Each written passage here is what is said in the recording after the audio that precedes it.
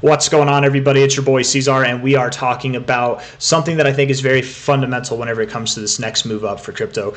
It involves 10 big cryptocurrencies in the space, and again, what goes on with this is going to be very valuable in determining not just how high we go in the coming weeks, the coming month on this next move that we're going to have up here that we've been waiting on, that we're expecting to happen at any moment now, but also it's going to be it's going to give us some evidence as to when to expect a kind of pullback, a moment of pause, and perhaps a correction too on a time perspective. So that's nice. Not so much a price perspective, but on a time perspective. So if that sounds good to you, hit the like button, subscribe if you want to see more content like this, and let's get into it. Essentially, the purpose of this video, you guys, is to talk about the Bitwise 10 Crypto Index ETF, okay? And if you're not aware of this, I'm sure I'm not the only person who's recently found out about this. I'm sure that, you know, this got filed back in November of 2024, right? And I heard about it back then, but I wasn't aware that all these currencies were on there. I thought it was like 3 different cryptos. I didn't know that there were 10 cryptos for this Bitwise ETF being proposed. But again, I don't really pay attention to the news too much. I'm more of a chart guy, right? So this is probably, you know, this is just me reviewing some old news, but it is relevant to this move because the Bitwise ETF, the 10 crypto index ETF, and you can look it up if you don't believe me, it does that decision has to be made by March 3rd. And I'm expecting, I've been saying for the past month or so that I expect this, the past like half month or so, I would say, that I would expect this move to end in the middle or end of February, maybe. And recently I've been accepting that it could be sometime in March. And this need for it to be filed or ruled on, a decision has to be made by the 3rd. Normally they don't make the decision on the 3rd. If it has to be by the 3rd, that means they make the decision before then. So I'm gonna look at my calendar right now. You guys wouldn't be able to see it even if I pulled it up anyways, but the 3rd of March it's on a Monday. So if the SEC was to make a decision on this before that deadline, and I assume they would, they might do it the week before on February 24th, 25th, 26th. I hear that they is it Tuesdays or Wednesdays that they like to make their announcements? I forget. That's like the rule of thumb. I think it's Tuesdays. But it could be any day of the week, right? And it might not even be that week. It could be the week before. So sometime in the end of February is likely when this decision is going to be made on whether the ETF is approved or not approved. And I would assume if it is approved, we might get a little surge, but then, you know, some immediate selling off, kind of like what happened with the Bitcoin ETF being approved. But shortly after that, we also went on another rally with Bitcoin. So that, I think, would be ultimately really bullish. But what I'm kind of expecting, because this ETF, just so you know, I'm gonna list off the coins that involve it. It's actually, you know what, I can pull it up. Whoa, what was that? What? Hold on, guys, hold on. 1 second. Okay, I don't know what happened there. I'm gonna pull it up right here so you guys can see it. Okay. All right, so this is the list right here, right? Bitcoin, Ethereum, and these are the percentages, okay? And this is by way of Grok, looking up on x.com. So this is what his results, or its results, gave us. 75% in Bitcoin, 16% in Ethereum, Solana, XRP, Cardano, Avalanche, Chainlink, Bitcoin Cash, Uniswap, Polkadot at the bottom there. I suspect that an ETF like this, what it does, and regardless of the percentages, right? I know that some of those last like half, not even having a percent involved, that can seem a little bit insignificant, but it is significant because you have a financial institution that's legitimizing all of these cryptos, right? So far, Grayscale is the only one that's kind of really legitimized some of these cryptos, and there's other financial institutions too abroad, but I think this would be a more concrete kind of step in legitimizing and putting kind of concrete legitimization into all of these projects. So I mean, really, that's exciting for everybody. Good job for anybody and everybody holding these coins. But my expectation would be, again, some of these coins are questionable, where some are not. Maybe Bitcoin, Ethereum, XRP, you know, they've had it out with the SEC and they've won. You know, Cardano, I think, is favorable. But some of these coins, I like Bitcoin Cash, and I think that it should be in this ETF, but the public eye might not, right? They might be speculative on if it is legitimate or not. Uniswap, same thing. Polkadot, same thing. Avalanche, because it's new too, right? Solana, same thing. But I don't know. So all I'm saying by that is I don't know if this ETF will get approved. They might have. They might say that they don't. When I say they, I mean the SEC might say they don't like it. It needs to be revised. Come back to us, you know, apply again, and we'll see if we can figure something out, and that's kind of how these things progress. So all I'm saying by that is we could have a decision, and I think likely what the decision would be is that this ETF gets denied, resulting in not just a correction in these top 10 cryptocurrencies, but across the market as a whole. Because again, those top 10 guys, those aren't the top 10 cryptos in the space, but those are some they're all in the top 20. Those are some big coins. If they get a declined ETF proposal, that will probably reflect negatively in the price action as well. So that's kind of my assumption. And again, assuming, and if we look at this, actually, if I scroll through here, where is it? Where are you? It says March 3rd somewhere on here. Filing, yeah, March 3rd, 2025. Okay. This delay was announced on January 14th, 2025, so it was supposed to happen. I wonder, did we actually have January 14th? Is that whenever Bitcoin started to correct? Or maybe started to do, I doubt it, but let's just see.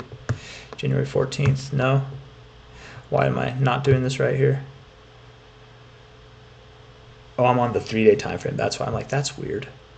14th would have been here. No, we actually moved. Okay, so we moved down the day before, and then we moved up into the 14th. Okay. So that might have been like insiders trading that information, and then really the market just figured out that it didn't care or it didn't matter. So all that example is showing, right, is that we can, I think they can, I don't know if they can push this date back. I think they actually have to make a decision. Maybe they can delay it further, and if they can, that might not reflect so negatively into the market. But if it, I think it is a necessity that they have to make a decision by that date. If not, maybe they can push it further. I forget. I think you can only push it further. It's either like three or 5 times. I forget what it is. There's some kind of rule. You know what? Maybe I could ask Grok right now. Actually, let's see. Let me see here. How many times can the SEC push back an ETF filing decision deadline?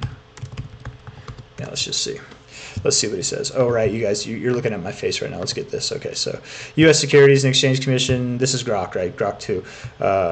First 45 days, the initial review period. Second 45 days, 90 days, final 60 days. Okay, so they can push it back once, twice, 3 times. So likely then they might not accept it. This is even more, I think, to the likelihood that they probably don't accept all of these tokens. They probably don't accept them. The ETF, sorry, they don't approve the ETF is what I was trying to say. I was getting stuck on that. But it probably gets pushed back to a later date is my assumption. And yeah, I got nothing else really on that note, guys, to talk about. I think that it is a big kind of deal, and the whole purpose of this video, again, is talking about it, is that the date is March 3rd, and likely they will make their decision before March 3rd, right? I think, and actually we can probably deduce this information right now. First 45 days, so they filed initially, right?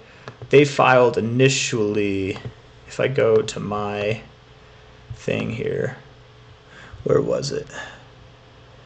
They filed initially in November, but what day? I'm gonna ask, damn it.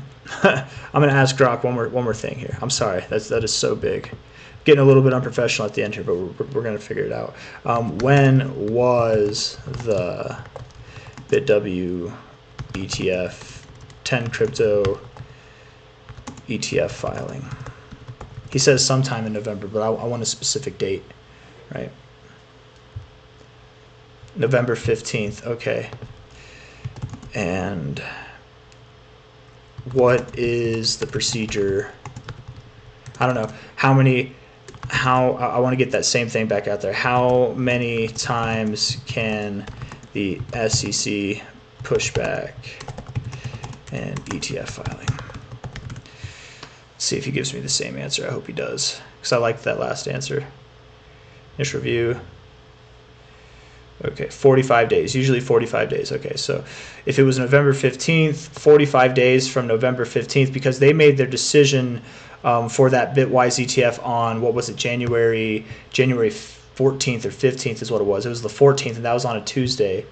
If it was on November 15th, that means 3, 4, 5, 6, 7, 8. 8 times 7 is 56, right? 56, 57, 58. So that would have been more than 45 days, I guess. I don't know. Does that make sense? That doesn't make any sense. Initial review submitted. The SEC said a period usually 45 days to approve. Oh, but probably 45 days. It extended because of the holidays. I bet that's what it was. So instead of 45 days, it would probably be more like a 65-day period because you have that 2 weeks between Christmas and New Year's, just having holidays off, and then Jimmy Carter Day, right? I bet. Anyways, all I'm trying to say is if I got 50-something days, and this is 45 days, but we have the 2 weeks of holidays, all that means, if the math, if you can keep up with all of it, all the madness, all the nonsense, if you can keep up with it, all that means is that they had 45 days to file, and they actually made their answer within a 30 to 35 day kind of, maybe a 35 to 40 day time frame, so about a week before. Okay, and this is where, again, tying it all together with what I've already said, but tying it all together, the ETF for the Bitwise 10 crypto ETF filing is supposed to be decided upon no later than March 3rd. Okay, no later than March 3rd, but they don't answer on the latest date. Normally that's not what happens. It does happen sometimes. That's what happened in the Bitcoin ETF, but that normally doesn't happen. And that only happened with the Bitcoin ETF because that was the final deadline. They couldn't push it back any further. It was at that point they had to make a decision. So it was literally to the last date, where this, they can keep pushing it back. So I'm assuming before March 3rd, they will push it back. That could be in line with the catalyst that helps put the market on pause, on hold, maybe a corrective phase, because again, I think we'll be bullish going into March, not just because of this ETF proposal, because of various other things going on in crypto, but I do think that this will be a big deal. Anyways, guys, that's all I got for you. If you like the video, hit the like button, subscribe if you want to see more content like this. I appreciate you all for being here. I'll see you on the next one. Take care. Bye-bye.